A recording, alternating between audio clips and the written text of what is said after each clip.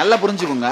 கூன் குருடு செவிடு pad இல்லாத மனித பிறவி இந்த திரும்ப திரும்ப பிறந்து செத்துட்டு இருக்கிறமே அப்படிங்கிறத எண்ணமும் இதை தாண்டி ஜீவன் முக்தி அடையணுமேங்கிற தெளிவும் ஏற்பட்டிருக்கிற மன அமைப்பு இதை கொடுப்பார்ன்ற குருவை கண்டு அவர் காலடியை பற்றி கொண்ட நம்பிக்கை, இது ஒவ்வொன்றும் எவ்வளவு கொடுப்பன தெரியுமா?